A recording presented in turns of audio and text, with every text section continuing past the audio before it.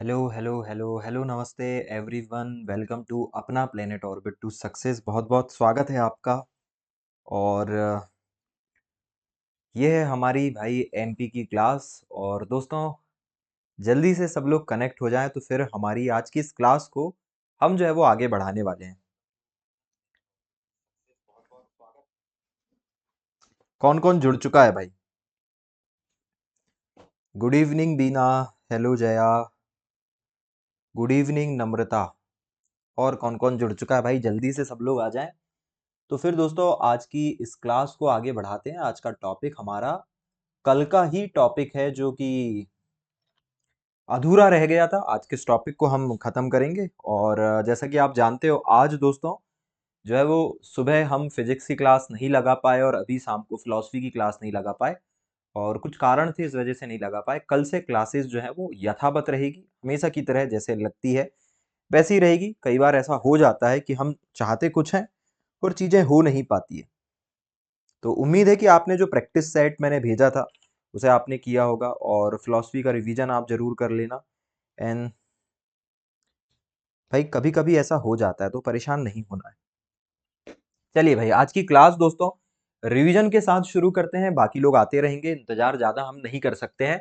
चलिए, मध्य प्रदेश की जनगणना मैं आपको पढ़ा रहा था। और देखिए दोस्तों, इसमें हमने क्या क्या देखा था। सबसे पहले हम ये बात कर रहे थे कि भाई हमें बहुत सारे टॉपिक्स जो है वो इसमें पढ़ने हैं। कुल आंकड़े हमें देखना था, जनसंख्या वृद्धि हमें देखना है, मतलब देख चुके हैं हम, फिर से रिवाइज करेंगे।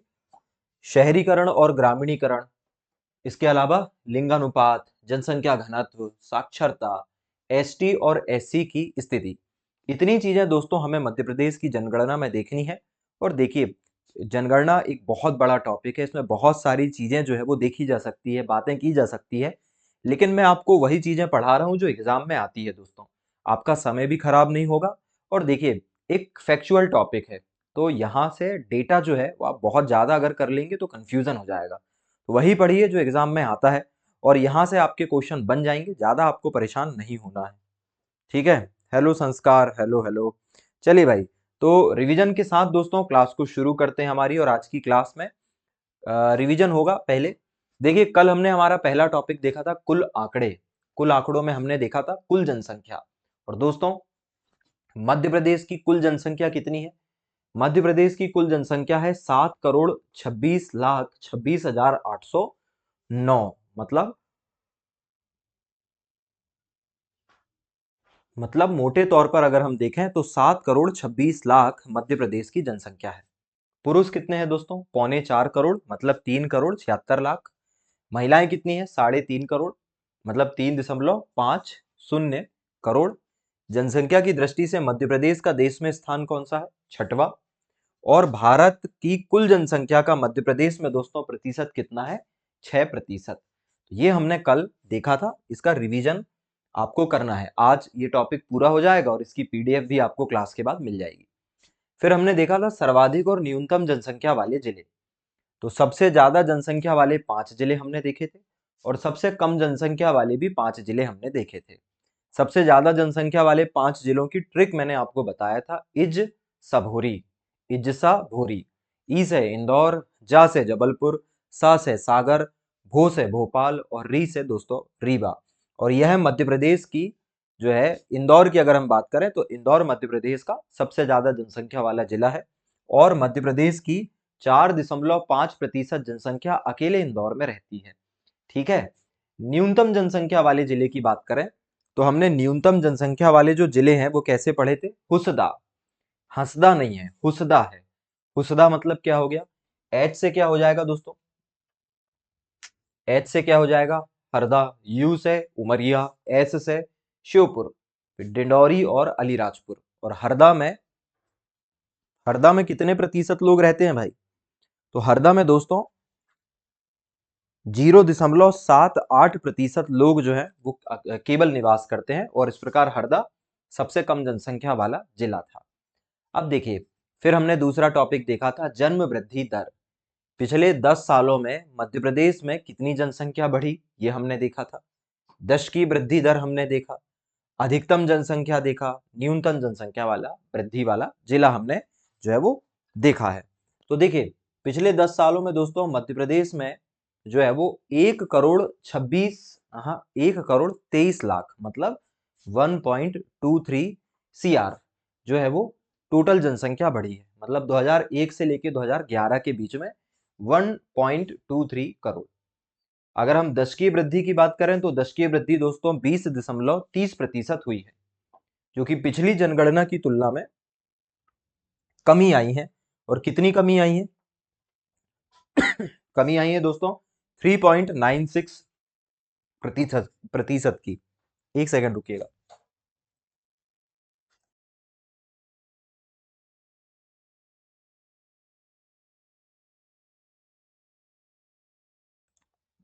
चलिए तो दोस्तों 20.30% की क्या आई है? वृद्धि हुई है और 3.96% की कमी आई है। फिर हमने देखा था अधिकतम जनसंख्या वृद्धि वाला जिला जो है वो है इंदौर, जहां पर 32.7% जनसंख्या बढ़ी। और न्यूनतम जनसंख्या वृद्धि की बात करें तो ये हुई है अनूपपुर में, जहां पर 12.3% जो है वो दोस्तों मात्र जनसंख्या बढ़ी थी। तो देखिए ये भी हमने देख लिया था, इसका भी रिवीजन आज आप करना। तीसरा टॉपिक हमने देखा था शहरीकरण और ग्रामीणीकरण। हम जानते हैं मध्य प्रदेश में कुल जनसंख्या कितनी है? 7.26 करोड़। उसमें से दोस्तों केवल 2 करोड़ जनसंख्या शहर में रहती है, 5.26 करोड़ जनसंख्या कहाँ रहती है? गांव में। ठीक है, तो 7.26 में 5.26 कहाँ रहती है? लगभग गांव में। और 2 करोड़ रहती है शहर में। अगर हम परसेंटेज निकालेंगे इसका तो ये आएगा कितना? दिख रहा है आपको 72.37। और इधर कितना है? 27.63। ठीक है, फिर हमने देखा था सर्वाधिक ग्रामीणीकृत 3 जिले और सर्वाधिक शहरीकृत 3 जिले। ग्रामीणीकृत जिले दास से पड़े हैं और शहरीकृत जिले बिज से पड़े हैं। दास का मतलब क्या है? दास का मतलब है भाई आपका डिंडौरी, अलीराजपुर और सीधी। और वहीं दोस्तों बिज का मतलब क्या था? भोपाल, इंदौर और जबलपुर। भोपाल, इंदौर और जबलपुर। ठीक है, ये भाई इसका जो है वो मतलब हुआ करता था। ठीक है, तो सबसे ज्यादा गरीब जिलों के नाम बताइए। DAS, डिंडौरी, अलीराजपुर, सीधी। और सबसे ज्यादा शहरीकृत जिलों के नाम बताने की बात की जाएगी तो आप कौन सा ट्रिक बताओगे? बिज बताओगे, है ना? भोपाल, इंदौर और जबलपुर, याद रखिएगा। ये हमने देखा है। चलें, चौथा जो टॉपिक है दोस्तों वो है लिंगानुपात मतलब सेक्स रेशो। और सेक्स रेशो की बात करें तो प्रति 1000 पुरुषों पर महिलाओं की जो संख्या होती है उसे हम सेक्स रेशियो कहते हैं। और यह मध्य प्रदेश में कितना है? 931 है। पूरे मध्य प्रदेश का कितना है? 931। भारत का लिंगानुपात कितना है दोस्तों? 946 है, तो उससे कम है हमारे यहाँ। मतलब हम भारत के औसत लिंगानुपात के बराबर नहीं है और ज्यादा भी नहीं है। हम कहाँ पर है? कम है, 931 है।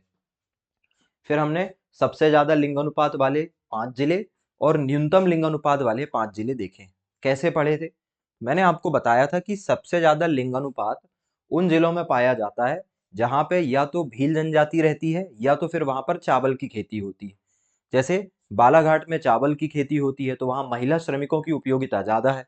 तो बालाघाट में महिलाओं की संख्या पुरुषों से ज्यादा है। कितनी है? 1022।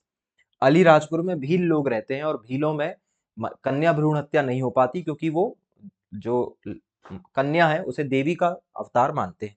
फिर मंडला, डिंडौरी चावल वाली जगह हो गई और झाबुआ। तो बालाघाट, फिर अलीराजपुर, फिर मंडला, फिर डिंडौरी और झाबुआ, है ना? बालाघाट, अलीराजपुर, मंडला, डिंडौरी और झाबुआ। और ऐसे ही हम बात करें न्यूनतम जनसंख्या सॉरी न्यूनतम लिंगानुपात वाले जिले, तो हमें जहां पर गरीबी देखने को मिलेगी, जहां पर बहुत ज्यादा आतंक देखने को मिलेगा, वहां पर हमें कम लिंगानुपात देखने को मिलता है। जैसे भिंड, मुरैना, ग्वालियर, दतिया और शिवपुरी। दोस्तों भिंड, मुरैना, ग्वालियर, दतिया और शिवपुरी। ठीक है, आज थोड़ा मुझे ठीक नहीं लग रहा है, इस वजह से थोड़ा सा आपको हो सकता है लग रहा हो कि एनर्जी थोड़ी कम है। आ जाएगी एनर्जी। आज आज थोड़ा सा तबीयत थोड़ी गड़बड़ लग रही है, पता नहीं। 7:30 बजे तक सही लग रहा था। मैंने 7:30 बजे अपनी एक ऑफलाइन क्लास खत्म किया। सब तो जानते होंगे कौन सी ऑफलाइन क्लास है वो।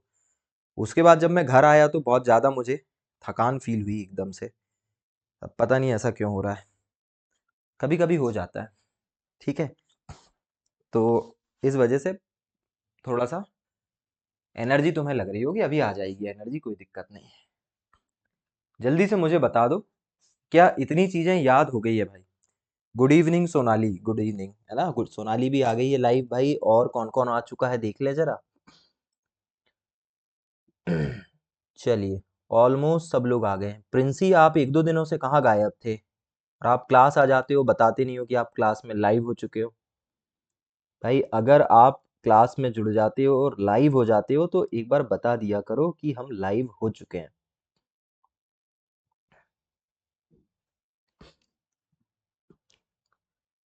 Hello Bharti, hello. चलो, उससे क्या होता है, एक आइडिया लग जाता है कि भाई कौन कौन आ चुका है क्लास में ना। एक अच्छा भी लगता है कि चलो ठीक है, अपने साथी आ चुके हैं। चलें आज। बिल्कुल बिल्कुल, और डेली भी आना है ना, अभी कल नहीं आए थे शायद आप। मतलब लाइव अगर लगा सकते हो तो लगा लो, कोई दिक्कत नहीं। और एक चीज और भाई, मैं वो नीचे वो जो ब्लू कलर की पट्टी आती थी ना, वो मैं ऑन तो कर दूं? देखो मैंने उसे बना रखा है।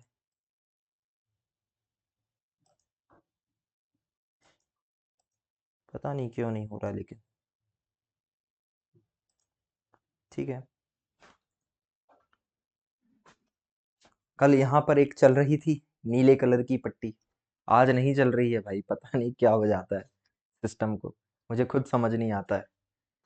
चलो ठीक है, यहां तक हमने चीजें भाई देख ली थी। एक बार देख लो, सर्वाधिक लिंगानुपात वाले जिले क्या है? बालाघाट, अलीराजपुर, मंडला, डिंडौरी और झाबुआ। और ये क्वेश्चन आ चुका है, मैं अभी प्रीवियस ईयर क्वेश्चन करवाने वाला हूँ थोड़े दिनों में, वहां आपको बताऊंगा। और न्यूनतम लिंगानुपात वाले जिले भिंड, मुरैना, ग्वालियर। भिंड, मुरैना, ग्वालियर, दतिया और शिवपुरी, ये चंबल वाला क्षेत्र है जहाँ जो है वो चंबल के डाकू जो हुआ करते थे, महिलाओं को अगवा कर लेते थे। यहाँ दहेज प्रथा भी बहुत ज्यादा है, गरीबी भी बहुत ज्यादा है, सूखा प्रभावित क्षेत्र भी है। इस वजह से लोग महिलाओं को लाइबिलिटी के तौर पे देखते थे, तो कन्या भ्रूण हत्या होती थी। इस वजह से यहाँ पे लिंगानुपात जो है वो काफी ज्यादा हमें देखने को मिलता है। एक सेकंड रुकिएगा। चलिए आगे बढ़ते हैं दोस्तों, और बचे हुए टॉपिक्स पर अब ध्यान देते हैं। देखिए, हमने यहां तक चीजें देख ली है भाई, अब जनसंख्या घनत्व की तरफ दोस्तों हम जा रहे हैं। और हमारा जो टॉपिक आज का शुरू होगा वो होगा दोस्तों टॉपिक नंबर हमारा 5, मतलब पांचवा फोल्डर, जहां पर हम मध्य प्रदेश में जनसंख्या घनत्व को याद करने वाले हैं। ठीक है, और मैंने आपको कल भी कहा था कि ये एक ऐसा टॉपिक है, हर एग्जाम में यहाँ से क्वेश्चन आते हैं, हर एक एग्जाम में क्वेश्चन आते हैं। और ऐसा टॉपिक है जो कभी आपको निराश नहीं करेगा, लेकिन अगर आपसे नहीं बनेगा तो आप बहुत डिसअपॉइंट फील करेंगे, क्योंकि यहाँ से ना छोटी छोटी बातें पूछ ली जाती है। और हम दबाव में इतना होते हैं एग्जामिनेशन हॉल में, बहुत दबाव होता है। जनसंख्या घनत्व याद नहीं आता है, लिंगानुपात याद नहीं आता है, बहुत कंफ्यूजन हो जाता है, क्योंकि सेम चीजें आपको भारत में भी तो याद करनी है। तो वो भी मैंने ऑलरेडी पढ़ा रखा है, उसे मैंने कहा था कि यूट्यूब में जाके एक बार देखना, ताकि आपको चीजें याद हो जाए। ठीक है, और जिन जो लोग ऐप में पढ़ चुके हैं उसको तो वो ऐप में ही रिवाइज कर लें, कोई बात नहीं है। पर उसको किसी तरीके से पढ़ाई जरूर, उसको अपनी पढ़ाई में शामिल कर लें। ठीक है, क्योंकि भारत की और मध्य प्रदेश दोनों की जनसंख्या जो है वो पूछी जाती है। खैर, हमारा ये जो फिलहाल एक छोटा सा इसमें टॉपिक हम पहले पढ़ रहे हैं वो है जनसंख्या घनत्व। और जनसंख्या घनत्व क्या होता है दोस्तों? प्रति वर्ग किलोमीटर में निवासरत व्यक्तियों की संख्या। दोस्तों, प्रति वर्ग किलोमीटर में, प्रति किलोमीटर स्क्वायर के एरिया में, क्षेत्रफल में, प्रति वर्ग किलोमीटर में निवासरत यानी कि रहने वाले लोगों की संख्या, निवासरत व्यक्तियों की संख्या, चाहे महिला, चाहे पुरुष, चाहे बच्चे, बूढ़े, सबको शामिल कर लेंगे। तो प्रति वर्ग किलोमीटर में निवासरत, निवासरत लिखना पड़ेगा ना, निवासरत व्यक्तियों की संख्या क्या कहलाती है? जनसंख्या घनत्व कहलाती है। ठीक है भाई, तो प्रति वर्ग किलोमीटर में कितने लोग रह रहे हैं उसी से तय होगा कि जनसंख्या घनत्व कितना है। मतलब अगर 1 किलोमीटर का एरिया है, 1 किलोमीटर लंबाई और 1 किलोमीटर चौड़ाई से जो एरिया बना, मान लीजिए यहाँ पर 1000 लोग रह रहे हैं, तो यहाँ का जनसंख्या घनत्व कितना हो जाएगा? 1000। किसी जगह पर 10 लोग रह रहे हैं तो वहां का जनसंख्या घनत्व हो जाएगा 10। तो हमें एमपी का देखना पड़ेगा भाई, एमपी में जितने भी जिले हैं उन सभी जिले का निकाल कर जब हम उसका एवरेज निकालेंगे तो हमें मध्य प्रदेश का क्या मिल जाएगा दोस्तों, मध्य प्रदेश का जनसंख्या घनत्व मिल जाएगा। तो पूरे मध्य प्रदेश का अगर हम जनसंख्या घनत्व देखें, मतलब पॉपुलेशन डेंसिटी देखें, तो पूरे मध्य प्रदेश का जनसंख्या घनत्व निकलकर आता है दोस्तों, ये निकलकर आता है कितना, 236। मतलब हमारे यहाँ प्रति वर्ग किलोमीटर दोस्तों 236 लोग रहते हैं मध्य प्रदेश में औसतन। ये बात है 2011 के आधार पे हो रही है, अब तो बढ़ गया होगा क्योंकि पॉपुलेशन बढ़ गई है। लेकिन अगर हम बात करें तो मध्य प्रदेश में दोस्तों 1 किलोमीटर में औसतन 236 लोग जो है वो रहते हैं। अब देखिए, कहीं पर ऐसी स्थिति होगी कि कहीं पर जनसंख्या घनत्व ज्यादा होगा और कहीं पर दोस्तों जनसंख्या घनत्व जो है वो कैसा होगा, कम होगा। जैसे अगर मैं सीधी सी बात करूं तो सर्वाधिक जनसंख्या घनत्व वाले जिले हमें देखना चाहिए, देखेंगे ना हम। तो अब हम देख रहे हैं सर्वाधिक जनसंख्या घनत्व वाले जिले।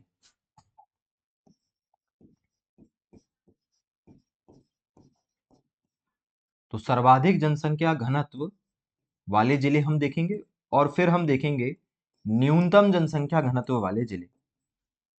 और आप भी जानते हो, अगर आप अच्छे से मध्य प्रदेश को देखोगे ना तो आपको समझ में आएगा कि मध्य प्रदेश का दोस्तों जो पश्चिमी क्षेत्र है, जिसमें कि आपका भोपाल से लेकर इंदौर, उज्जैन, ये सारे के सारे जो है ऐसे जिले आते हैं, ऐसे क्षेत्र आते हैं जहां पर आपको ज्यादा लोग देखने को मिलते हैं, क्योंकि वहां पर विकास जो है वो अपेक्षाकृत ज्यादा हुआ है दूसरे क्षेत्र से। जैसे कि अगर हम जबलपुर, रीवा, सतना इस तरफ की बात करें, मध्य प्रदेश का पूर्वी हिस्सा जो है वो कम विकसित है और मध्य प्रदेश का पश्चिमी हिस्सा ज्यादा विकसित है।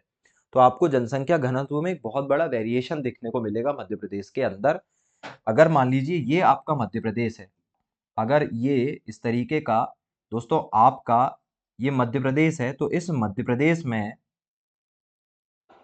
दोस्तों, इस मध्य प्रदेश में जो है दो क्षेत्र आपको देखने को मिल जाएंगे। देखिए मध्य प्रदेश का दोस्तों ये जो इलाका है ये ज्यादा जनसंख्या घनत्व वाला है, जबकि ये जो इलाका है ये कम जनसंख्या घनत्व वाला है। और ऐसा क्यों हुआ है दोस्तों, ऐसा इसलिए हुआ है क्योंकि मध्य प्रदेश में विकास जो है वो पश्चिमी क्षेत्र में ज्यादा हुआ है। कंपेरेटिवली पश्चिम जो है मध्य प्रदेश हमारा ज्यादा विकसित है और इस वजह से जनसंख्या घनत्व भी हमें उद्योगों के कारण पश्चिम क्षेत्र में ज्यादा देखने को मिलता है। तो प्रति वर्ग किलोमीटर क्षेत्रफल में रहने वाले लोगों की संख्या क्या कहलाती है, जनसंख्या घनत्व कहलाती है। और मध्य प्रदेश का जनसंख्या घनत्व कितना है, 236। सबसे ज्यादा जनसंख्या घनत्व वाला हमें क्या देखना है, यहां पर जिले देखना है, ठीक है। सर्वाधिक जनसंख्या घनत्व वाले जिले की अगर हम बात करें दोस्तों, तो यहां पर भी वही ट्रिक काम आएगी जो मैंने पहले आपको पढ़ा रखी है। कैसे याद रखोगे आप, बिज, एक शब्द याद रखिए बिज। ये बिज मैंने कहाँ पढ़ाया था आपको, जस्ट इसके पहले मैंने आपको बताया था।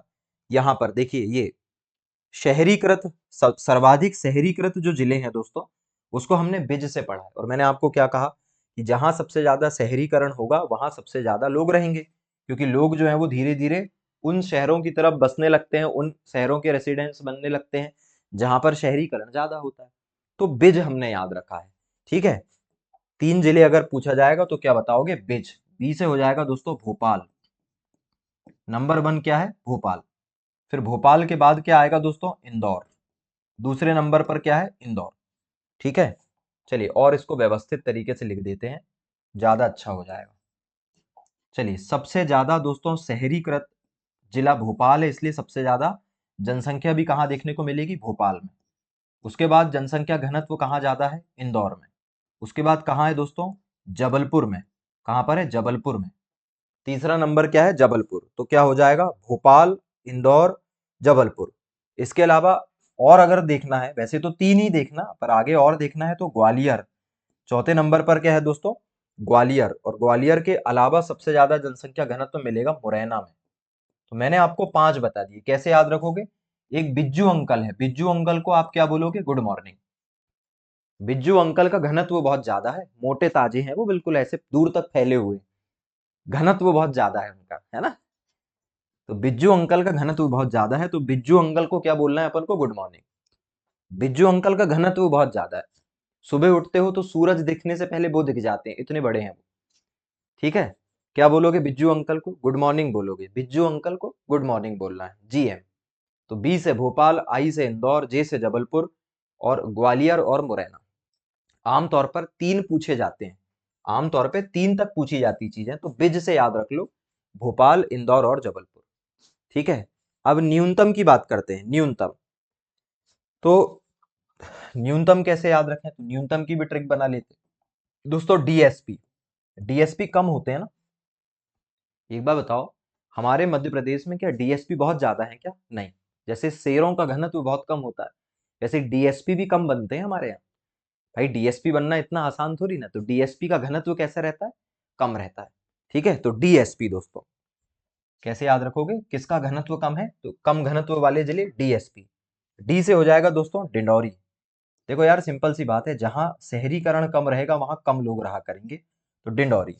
डिंडौरी के बाद अगला है दोस्तों एस से श्योपुर। डिंडौरी से दूसरे नंबर पे आएगा श्योपुर, और श्योपुर के बाद तीसरा है दोस्तों पन्ना। तो डिंडौरी, श्योपुर, पन्ना। और अगर तुम्हें और आगे तक देखना है तो डीएसपी जो है वो बैरा है।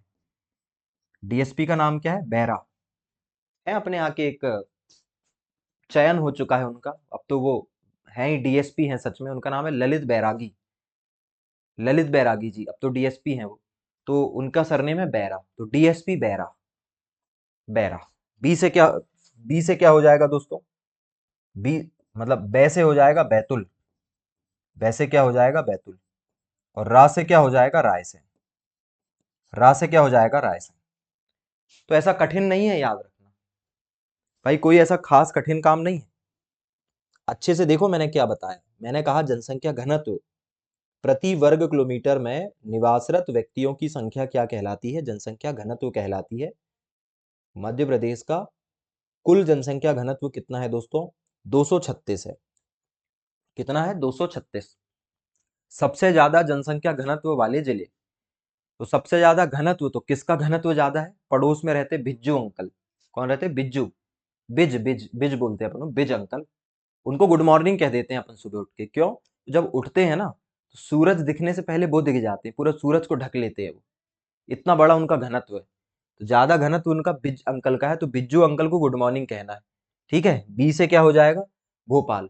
आई से क्या हो जाएगा? इंदौर। जी से क्या हो जाएगा? जबलपुर। फिर जी से ग्वालियर और एम से मुरैना। और सबसे कम घनत्व वाले जिले, तो डीएसपी बैरा, बहुत कम है डीएसपी, डीएसपी लोग कम होते हैं। और बैरा तो एक ही है, बैरा, बैरागी, ललित बैरागी। तो डी से क्या हो जाएगा? डिंडौरी, श्योपुर, पन्ना, फिर बैतूल और रायसेन। डी से डिंडौरी, एस से श्योपुर और पी से पन्ना। क्या याद हो रहा है भाई? बीच बीच में बता देना याद हो रहा है कि नहीं हो रहा है।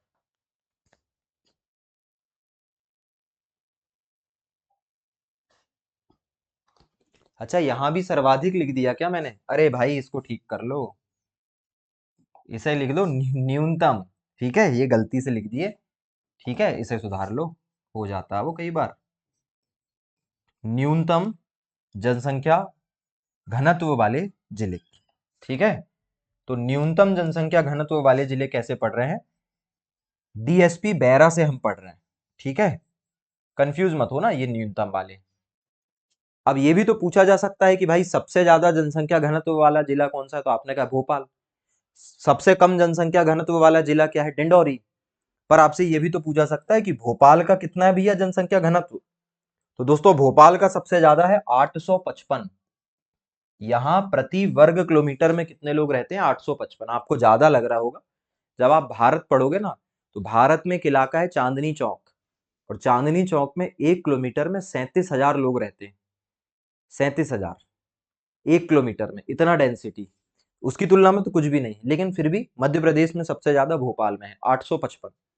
और अगर डिंडौरी की बात करें तो डिंडौरी में है मात्र 94। तो भोपाल में हर 1 किलोमीटर में 855 लोग रह रहे हैं, जबकि डिंडौरी में हर 1 वर्ग किलोमीटर में 94 लोग रह रहे हैं। इतना वेरिएशन, इतना डिफरेंस है। ठीक है भाई, तो जनसंख्या घनत्व की बात करें तो प्रति वर्ग किलोमीटर में निवासरत व्यक्तियों की संख्या। अब एमपी का जनसंख्या घनत्व कितना है? 236। सबसे ज्यादा जनसंख्या घनत्व वाले जिले कैसे याद रखें? बिज, जीएम। भोपाल, इंदौर, जबलपुर। बिज्जू अंकल को गुड मॉर्निंग कह रहा है क्योंकि उनका घनत्व ज्यादा है, ऐसा दिमाग में बिठा लो। घनत्व किसका ज्यादा है? बिज्जू अंकल का। क्या बोलोगे? Good morning. भोपाल, इंदौर, जबलपुर, ग्वालियर और मुरैना। और भोपाल का कितना है? 855। न्यूनतम घनत्व किसका है? डीएसपी लोग बहुत कम होते हैं, कम घनत्व होता है उनका। डिंडौरी, श्योपुर, पन्ना।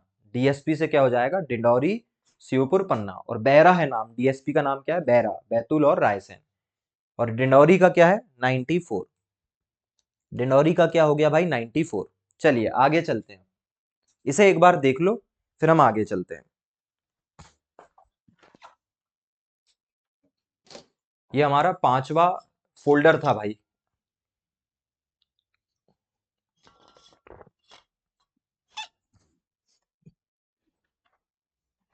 चलिए भाई, क्या बन जाएगा, क्या बनेगा या नहीं बनेगा? कल रिवीजन करवा देंगे पूरा, कल पूरा जनगणना का रिवीजन करवा देंगे शुरू के 10-15 मिनट में। इसलिए आज परेशान नहीं होने, बस इस क्लास को देखने के बाद फिर से एक बार सुबह क्लास देख लेना, और नोट्स भी दे देंगे इसकी। चलिए अब हम चल रहे हैं 6वें फोल्डर की तरफ। क्या आज पूरा टॉपिक खत्म करना है? 6वां हमारा टॉपिक क्या रहेगा? साक्षरता। मध्य प्रदेश में साक्षरता। तो हम देखने वाले हैं अब मध्य प्रदेश के अंदर 2011 में साक्षरता के आंकड़े क्या थे दोस्तों, क्योंकि ये पूछा जाता है हमसे। आप देखिए, साक्षरता की अगर मैं बात करूं तो आप सभी जानते हो कि मध्य प्रदेश भारत का बहुत ज्यादा साक्षरता वाला राज्य नहीं है, लेकिन बीते कुछ सालों में हमने हमारी स्थिति जो है वो धीरे धीरे सुधारी है। तो हमें इसमें क्या क्या देखना है? देखिए, सबसे पहले तो हम देखेंगे कुल साक्षरता कितनी, वाइट से लिखना है। तो सबसे पहले हम देखेंगे कुल साक्षरता कितनी है। ठीक है, मध्य प्रदेश की कुल साक्षरता देखेंगे, कितने प्रतिशत है वो हम देखेंगे। फिर हम देखेंगे मध्य प्रदेश में कुल पुरुष साक्षरता कितनी है। क्या देखेंगे? कुल पुरुष साक्षरता। तो पुरुषों की अलग देखना है हमें, महिलाओं की अलग देखना है। कुल पुरुष साक्षरता हम यहाँ देखने वाले हैं। और ऐसे ही हमें कुल महिला साक्षरता भी देखनी है। क्या देखनी है? महिला साक्षरता। तो कुल साक्षरता, फिर पुरुष साक्षरता, और फिर हमें देखना है महिला साक्षरता। क्या पढ़ना है पहले ये देख रहे हैं। इसके अलावा हमें क्या देखना है? हमें देखना है सर्वाधिक साक्षर जिले। हम यहाँ पर क्या देखेंगे? सर्वाधिक साक्षरता वाले जिले। तो हम हर बार ऐसी फोल्डर बना रहे हैं। तो पहले देखेंगे सर्वाधिक साक्षरता वाले जिले। ठीक है, एक हमारा ये फोल्डर जो है वो यहाँ पे रहेगा।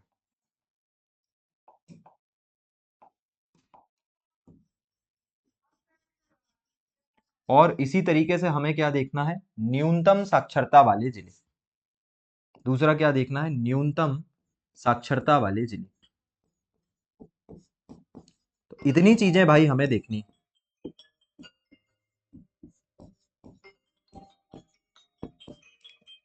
तो एक देखना है हमें सर्वाधिक साक्षरता, और दूसरा हमें देखना है न्यूनतम साक्षरता।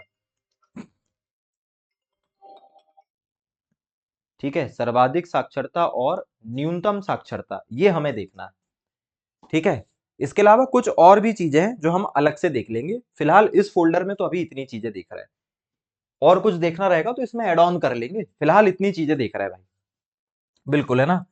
हाँ भाई बिल्कुल, अगर याद हो रहा है तो थंब भेज दिया करो, मुझे बिल्कुल पता चलते रहता है। ठीक है, बिल्कुल परेशान नहीं होना है। देखो यार, ऑनलाइन क्लास में ज्यादा मस्ती मजाक में इसलिए नहीं करता, आप लोग ऑलरेडी जानते हो, ऑनलाइन में चैट देखने में इसमें उसमें समय लग ही जाता है। और फिर हम यहाँ पे इसलिए पढ़ते हैं, रात का टाइम है, लंबी लंबी क्लासेस लेने का कोई मतलब नहीं है। सही समय पे क्लास खत्म हो जाएगी तो तुम रेस्ट भी कर पाओगे, रिवीजन भी कर पाओगे। ठीक है, तो साक्षरता की बात करें तो कुल साक्षरता देखो। सबसे पहले कुल साक्षरता कितनी है भाई?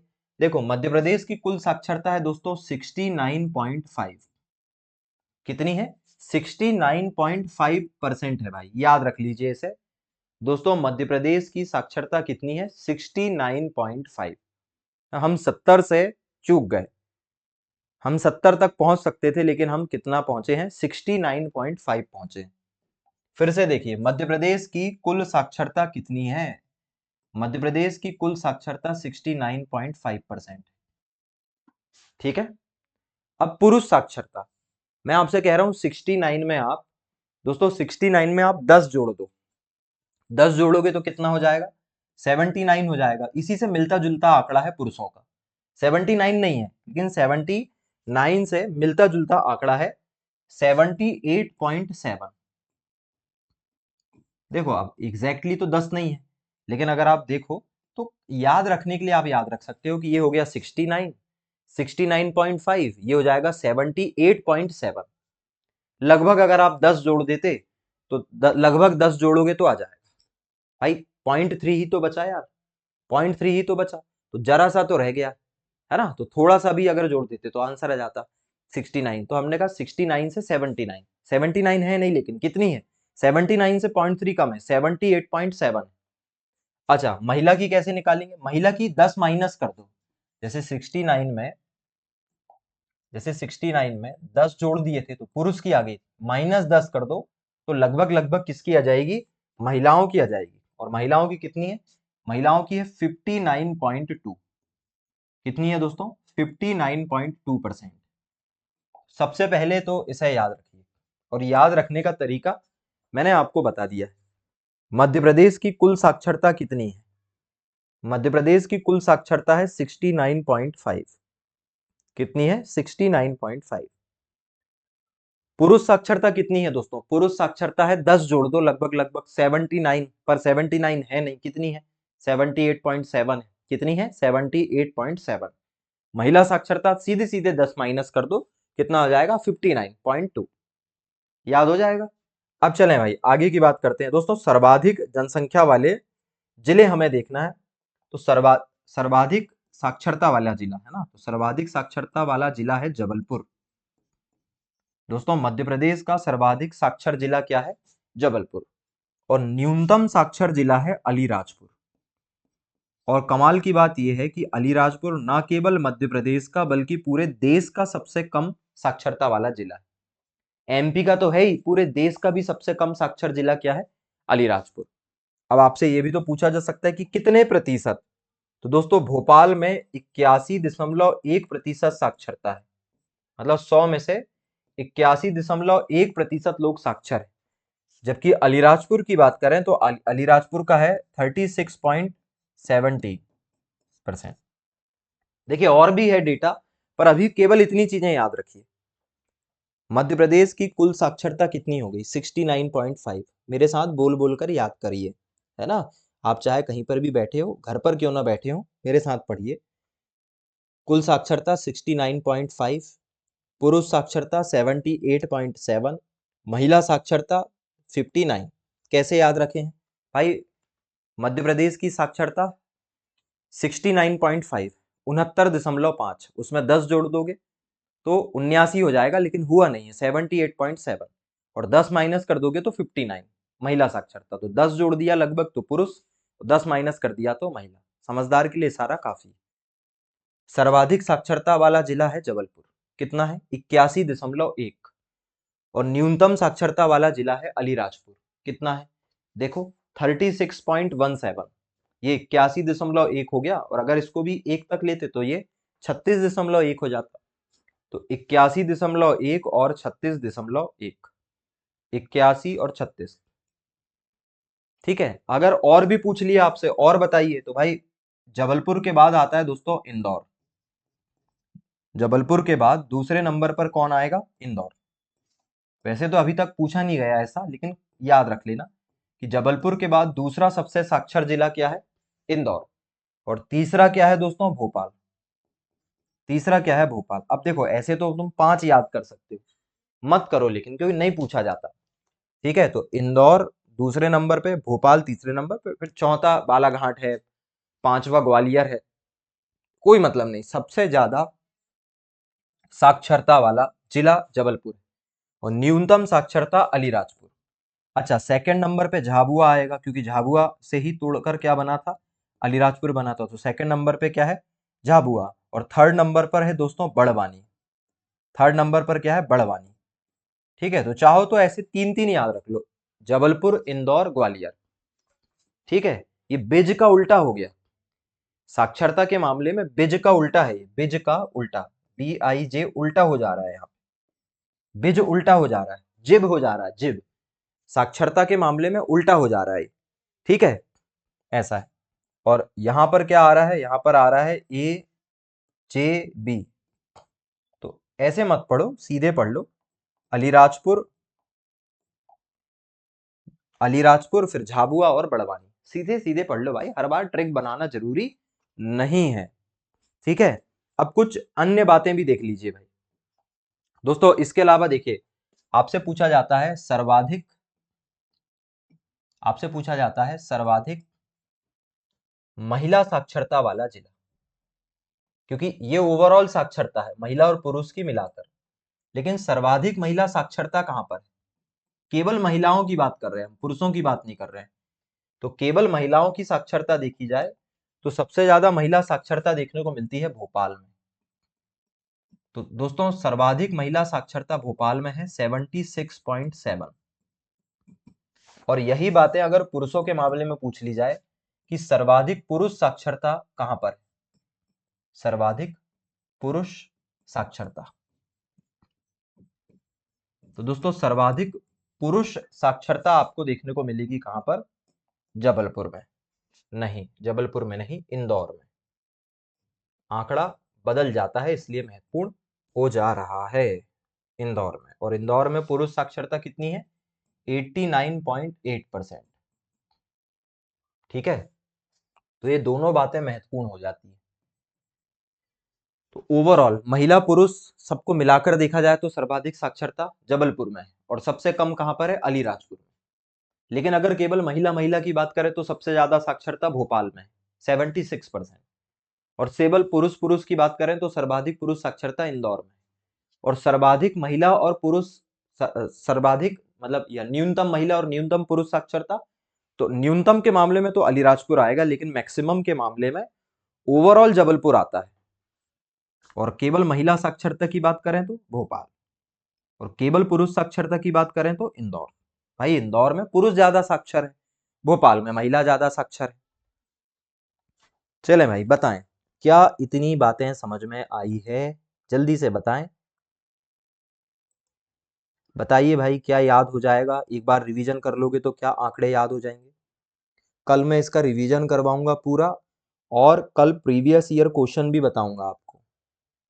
मुझे जल्दी से कमेंट करके बताओ, क्या तुम चाहते हो कि कल मैं आपको, अभी तक हमने एमपी जो भी पढ़ा है उसकी प्रीवियस ईयर क्वेश्चन कल देखना चाहते हो क्या? जो भी पढ़ा है हमने एमपी में, अभी तक क्या क्या पढ़ा है हमने? मध्य प्रदेश का परिचय पढ़ लिया है, अभी तक 3 टॉपिक पढ़े हैं अभी हमने केवल। मध्य प्रदेश का परिचय, मध्य प्रदेश का गठन, ठीक है, और तीसरा टॉपिक मैंने पढ़ाया है मध्य प्रदेश की जनगणना 2011। क्या इन तीनों टॉपिक से related MCQ, previous year question, PYQ और एमसीक्यू लगाना चाहते हो क्या कल की क्लास में? बताओ भाई, अगर लगाना चाहते हो तो यस लिख के भेजो फटाफट।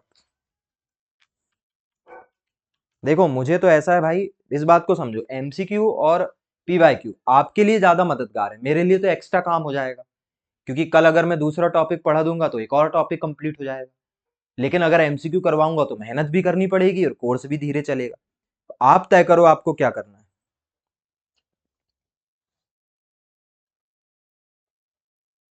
हाँ तो फिर कल अगर आप चाहते हो, बिल्कुल है ना, भारती, प्रिंसी, बीना, जया, ठीक है, संस्कार, अगर आप सब लोग चाहते हो कि कल हमें लगाना चाहिए तो फिर, हाँ सोनाली, बिल्कुल बिल्कुल है ना, कल अगर ये सब करना है तो फिर क्या करना पड़ेगा? पढ़ाई करनी पड़ेगी, कल रिवीजन करना पड़ेगा, एमपी के परिचय का रिवीजन करना पड़ेगा, एमपी के गठन का रिवीजन करना पड़ेगा, और एमपी की जनगणना का रिवीजन करना पड़ेगा।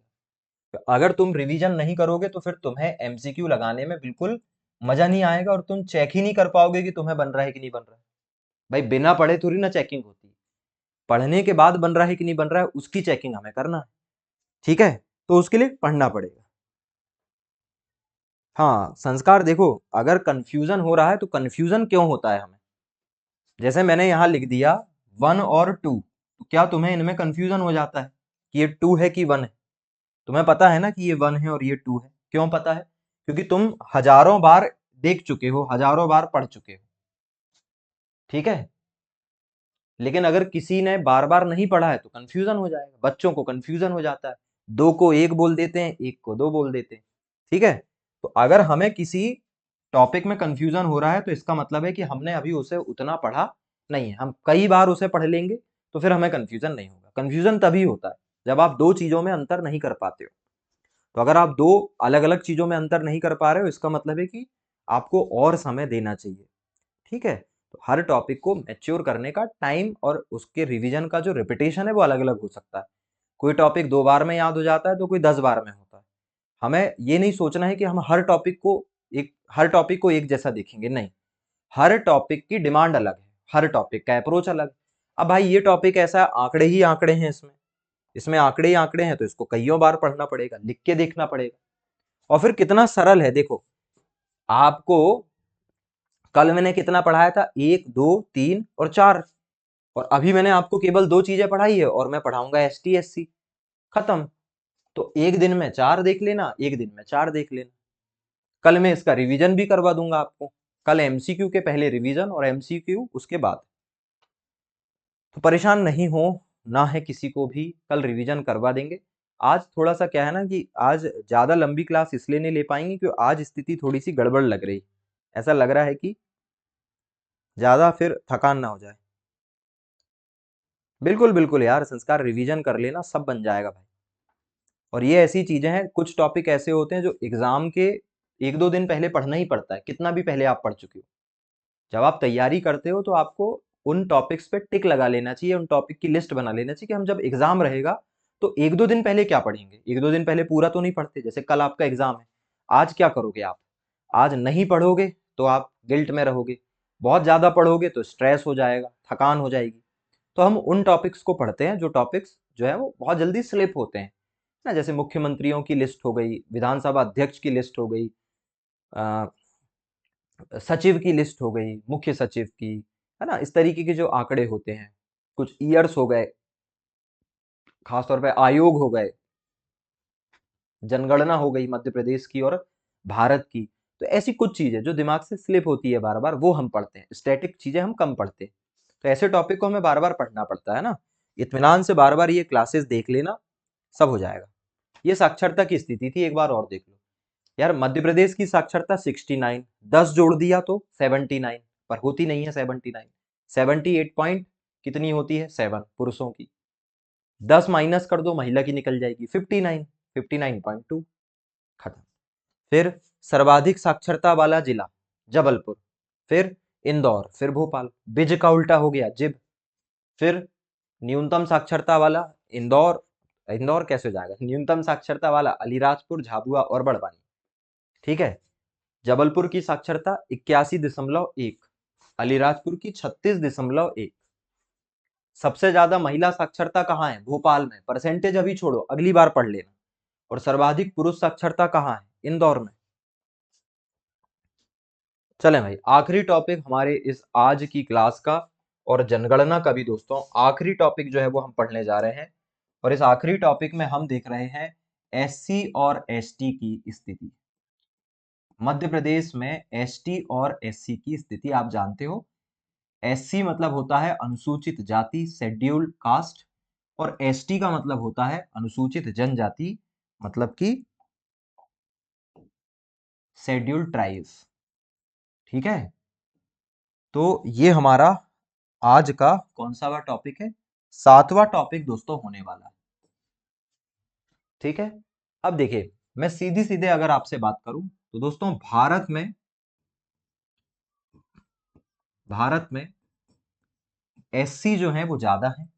ST और SC में से कौन ज्यादा है, SC ज्यादा है। और MP में ST ज्यादा है। अगर मैं दोनों की बात करूं तो, अगर मैं ST और SC की बात करूं तो भारत में ST की तुलना में SC ज्यादा है, और MP में SC कम है, ST ज्यादा है। नहीं आई बात समझ में, लिख दे रहे हैं ना तो वो बात। अगर हम दोनों की तुलना करें, अगर हम SC और ST की तुलना करें,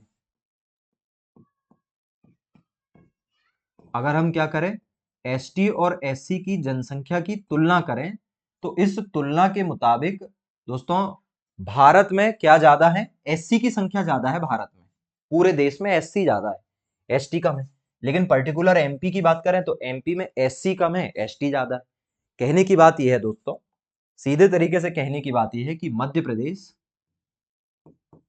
सर्वाधिक सर्वाधिक एसटी मतलब कि अनुसूचित जनजाति वाला राज्य है। अनुसूचित जनजाति वाला राज्य।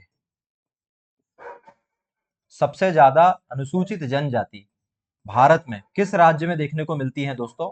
तो वो देखने को मिलती है मध्य प्रदेश में। सिंपल है, मध्य प्रदेश में सबसे ज्यादा आपको क्या देखने को मिलती है? एसटी पॉपुलेशन जो है वो दोस्तों देखने को मिलती है। अब देखिए, आपसे ये भी पूछा जा सकता है कि भाई भारत की सबसे बड़ी एससी क्या है, या ये पूछा जा सकता है कि मध्य प्रदेश की सबसे बड़ी एसटी क्या है, तो वो सब हम बता देंगे। अब देखिए, इसे हम इस तरीके से पढ़ने वाले हैं दोस्तों। इस तरीके से अब हम इसे पढ़ने वाले हैं। रुको यार, इसे थोड़ा सा नीचे करते हैं। एक्चुअली क्या है ना, हमें पूरी एक स्लाइड लगेगी, तो हम जा रहे हैं अगली स्लाइड में। और इस अगली स्लाइड में हम सीधे तौर पर देखने वाले हैं यहां पर एससी, यहां पर एक तरफ देखेंगे एससी की स्थिति, ठीक है, और यहां पर देखेंगे दोस्तों एसटी की स्थिति। और कंपेयर करते हुए हम दोनों को पढ़ लेंगे। कंपेयर करते हुए पढ़ना है। सबसे पहले क्या देखना है? सबसे पहले देखना है दोस्तों सबसे बड़ी। पहला पॉइंट क्या रहेगा? सबसे बड़ी। सबसे बड़ी मतलब बहुत सारी एससी जातियां हैं और बहुत सारी एसटी हैं, मतलब अनुसूचित जनजातियां हैं, पर उसमें सबसे बड़ी क्या है? जैसे अगर मैं सबसे बड़ी की बात करूं तो एससी में सबसे बड़ी जाति जो है दोस्तों वो है भील। अरे भाई, भील तो जनजाति है। सबसे बड़ी दोस्तों एससी जो है वो है चमार। क्या है? चमार। तो जो चमार जाति है अनुसूचित जातियों में सबसे बड़ी जाति है। वहीं अगर हम एसटी की बात करें तो सबसे बड़ी जो एसटी की संख्या की दृष्टि से सबसे बड़ी जाति है वो क्या है? फिर भैया मैं पदवी की बात नहीं कर रहा, मैं संपत्ति की बात नहीं कर रहा, मैं पॉपुलेशन की बात कर रहा हूं। पॉपुलेशन वाइज, जनसंख्या की दृष्टि से, है ना, सबसे बड़ी।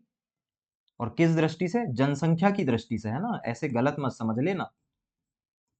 तो जनसंख्या की दृष्टि से सबसे बड़ी एससी क्या है? चमार। और सबसे बड़ी एसटी क्या है? भील। ठीक है। दूसरा पॉइंट जो हमें देखना है, दूसरा पॉइंट हमें देखना है कुल संख्या कितनी है। कुल कितनी है? कुल जनसंख्या। दूसरा पॉइंट क्या रहेगा हमारा? कुल जनसंख्या। और तीसरा पॉइंट रहेगा प्रतिशत। देखिए भाई, कुल जनसंख्या और प्रतिशत, कुल जनसंख्या और प्रतिशत कंपेयर करते हुए पढ़ना। सबसे बड़ी एससी, इधर एससी इधर एसटी। सबसे बड़ी एससी चमार, सबसे बड़ी एसटी भील। ठीक, मध्य प्रदेश की बात कर रहा हूं, भारत की बात नहीं कर रहा। कुल जनसंख्या, कुल जनसंख्या की अगर हम बात करें तो भाई ये है आपकी, ये है दोस्तों 1.13 करोड़।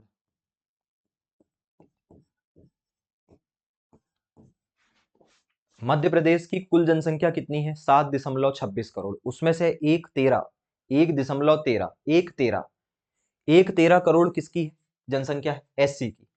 और 1.53 करोड़ किसकी है? एसटी की। कितना बढ़िया हो गया, इधर एससी इधर एसटी। सबसे बड़ी एससी चमार, सबसे बड़ी एसटी भील। ये कितने? 1.13। ये कितने? 1.53। प्रतिशत, प्रतिशत में बड़ा गजब आंकड़ा है, देखना है ना। इसका प्रतिशत है मध्य प्रदेश की कुल जनसंख्या में से 15.6% एससी रहते हैं एमपी में। मध्य प्रदेश में टोटल पॉपुलेशन का 15.6% एससी है। और 15 में 6 जोड़ दोगे तो कितना आ जाएगा? 21। 21% क्या है? एसटी। बढ़िया। 15.6 क्या है? एससी है। और 15.6, 15 और 6 को जोड़ दोगे तो क्या हो जाएगा? 21। तो 21% क्या है? एसटी। पहले जल्दी से इतना याद रखिए।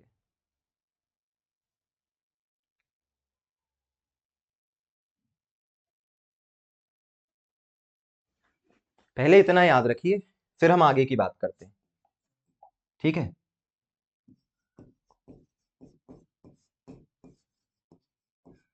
पहले इतना जल्दी से पढ़िए, फिर हम आगे की बात करते हैं। हमें देखना है सर्वाधिक जनसंख्या वाला जिला और न्यूनतम जनसंख्या वाला जिला, दोनों का ही देखना पड़ेगा ना।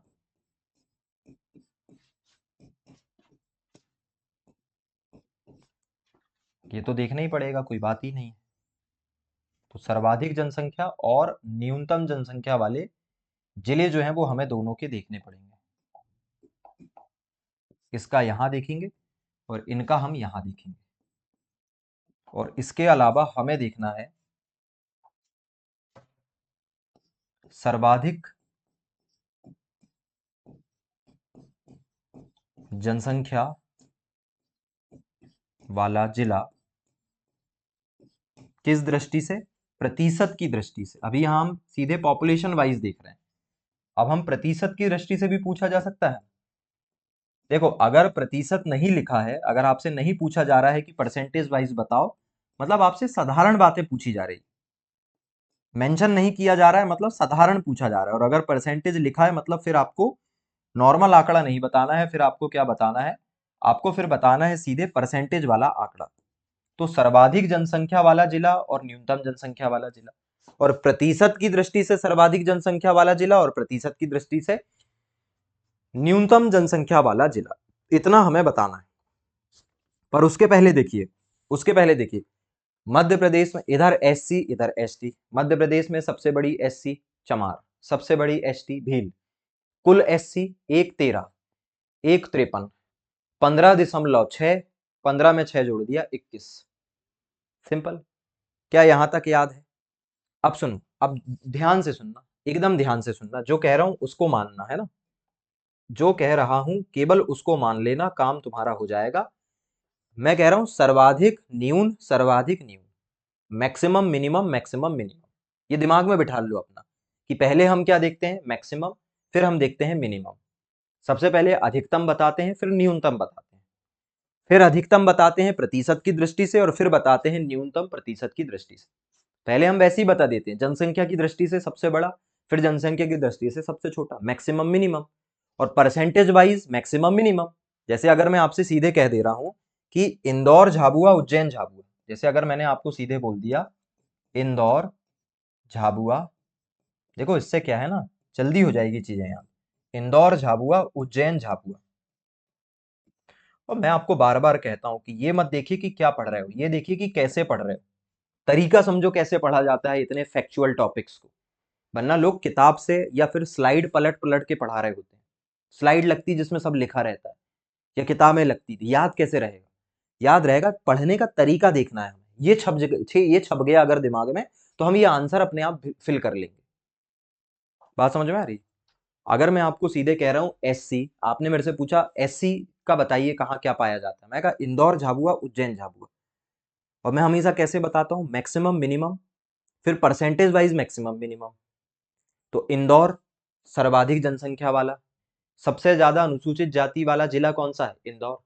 सबसे कम अनुसूचित जाति वाला जिला झाबुआ। प्रतिशत की दृष्टि से सबसे ज्यादा एससी उज्जैन, सबसे कम झाबुआ, तो झाबुआ तो कॉमन है, तो इंदौर झाबुआ उज्जैन झाबुआ। जब भी एससी पढ़ो तो सीधे पढ़ लो इंदौर झाबुआ उज्जैन झाबुआ। बस याद रखना कि पहले मैक्सिमम मिनिमम, फिर percentage wise maximum minimum. Indore Jhabua Ujjain Jhabua SC का। क्या ऐसे ही एसटी का पढ़ने के लिए तैयार हो भैया? जल्दी से कमेंट करके बताओ। आगे के लिए तैयार होगे तभी बताऊंगा, नहीं तो रिवीजन करेंगे फिर। इंदौर झाबुआ उज्जैन झाबुआ। तो सबसे पहले हमें देखना है सबसे बड़ी जाति, फिर हमें देखना है कुल जनसंख्या, फिर हमें देखना है प्रतिशत। सबसे बड़ी एससी, फिर सबसे बड़ी एसटी। तो इधर भील, इधर चमार, इधर भील। ये कितनी? 113, ये 153। ये कितनी? 15.6, ये 21। ये Indore Jhabua Ujjain Jhabua. Indore maximum, Jhabua minimum. Ujjain percentage wise maximum, Jhabua percentage wise minimum. जल्दी से बताओ, क्या यही तरीका एसटी में भी अप्लाई कर लें? जल्दी से बताओ भाई, क्या यही तरीका एसटी में अप्लाई करने के लिए तैयार हो क्या?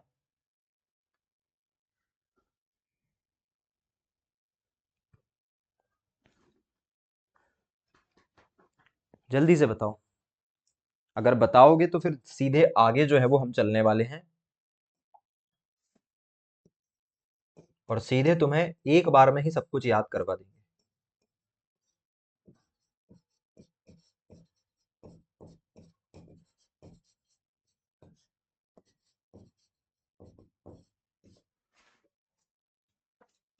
जल्दी से देख लो अब। बहुत बढ़िया, बहुत बढ़िया। अब एसटी कैसे याद रखेंगे? एसटी भी वही maximum minimum, percentage wise maximum minimum. Dhar Bhind Alirajpur Bhind. जैसे उज्जैन झाबुआ, इंदौर झाबुआ, उज्जैन झाबुआ। तो झाबुआ कॉमन था, यहाँ भिंड कॉमन है। धार भिंड अलीराजपुर भिंड। धार भिंड अलीराजपुर भिंड। ये याद हो गया यार। कंपेयर कर लो, कंपेयर। कंपेयर कर लो। अरे सीधे कंपेयर कर लो, इधर मत देखो अभी। देखना नहीं, देखोगे नहीं। सुनो, क्या क्या देखना है? कुल जनसंख्या पहले देखना है, सबसे बड़ी एससी, सबसे बड़ी एसटी। कुल जनसंख्या, कुल प्रतिशत।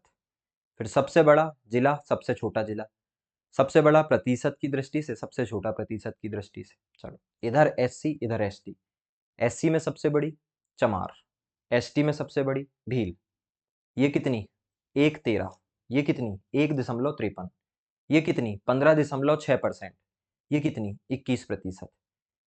उज्जैन झाबुआ, नहीं, इंदौर झाबुआ, उज्जैन झाबुआ। इंदौर झाबुआ, उज्जैन झाबुआ। धार भिंड अलीराजपुर भिंड। ठीक, ये हो गई भाई बातें। अब सुनो, कुछ बातें जोड़ लो। दोस्तों, अगर हम समुदाय के आधार पर देखें या समूह के आधार पर देखें, समूह के आधार पर, ये अलग से मैं बता रहा हूं आपको ताकि आपको कोई कंफ्यूजन ना हो। तो समूह के आधार पर सबसे बड़ी एसटी गोंड है।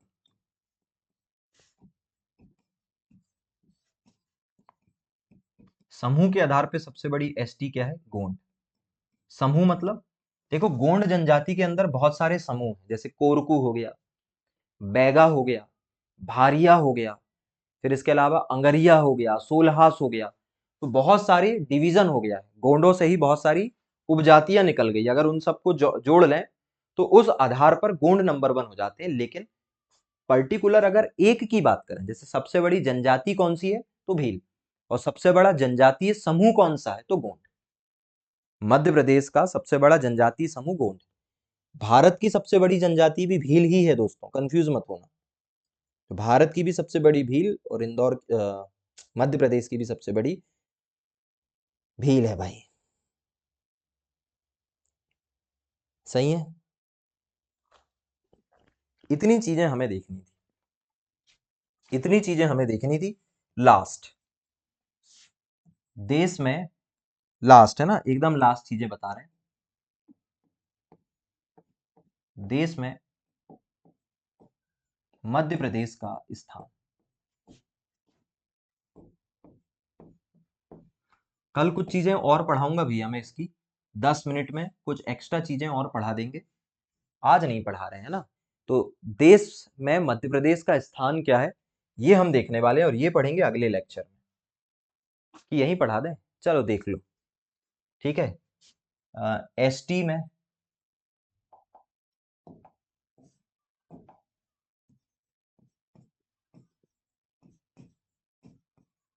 देख लो किसमें कौन सा स्थान है इसका, देख लो। एसटी जनसंख्या में पहला, हमारा एसटी जनसंख्या में देश में स्थान कौन सा है? फर्स्ट। एसटी जनसंख्या, अनुसूचित जनजाति के मामलों में मध्य प्रदेश जो है वो देश में कौन से स्थान पर है? पहले स्थान पर। ठीक है। हाँ, दूसरा देख लो, थोड़ा मैं सीरियल से जमा रहा हूं। दूसरा, जनसंख्या की दृष्टि से,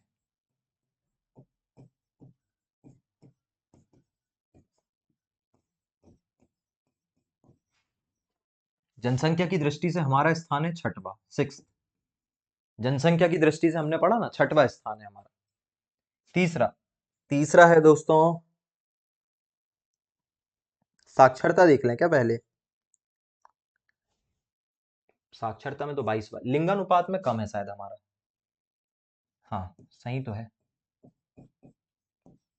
लिंगानुपात के मामले में हमारा देश में स्थान है 18वां। फिर अगला है साक्षरता, और साक्षरता के अलावा एक और है जनसंख्या घनत्व। देखो ऐसे तो तुम हर मामले में निकाल सकते हो, लेकिन ये प्रमुख चीजें हैं जो एग्जाम में पूछी जाती हैं। और इन दोनों में ही हमारा स्थान है 22वां। इन दोनों में ही हमारा जो स्थान है वो क्या है दोस्तों, 22वां। ठीक है, तो देश में मध्य प्रदेश का स्थान किस जनगणना के आधार, भैया आज की स्थिति नहीं है, ये 2011 की स्थिति है। क्योंकि अभी तक कोई भी जनगणना नहीं हुई है, इसलिए अभी तक हम इसी आंकड़े पर जो है वो बात कर रहे हैं। तो इसे भी एक बार देख लीजिएगा, फिर हम कल कुछ एक्स्ट्रा बातें देख लेंगे, जैसे शिशु मृत्यु दर की स्थिति देखना है, मातृ मृत्यु दर की स्थिति देखना है, और भी कुछ कुछ चीजें देखना, जीवन प्रत्याशा देखनी, कुछ चीजें और देखनी जो हम कल देख लेंगे। फिलहाल आज की क्लास में यहीं यहीं तक हम चीजें रखने वाले। तो भाई जल्दी से बताएं कैसा रहा आज का आपका मामला, आज समझ में आई कि नहीं आई चीजें, और प्लीज इसका रिवीजन कर लेना, कल मैं शॉर्ट में इसका रिवीजन करवाऊंगा, एंड देन फिर हम इससे रिलेटेड एमसीक्यू कल चर्चा पे लाने वाले। ठीक है दोस्तों, तो फिलहाल क्लास को खत्म कर रहा हूं मैं।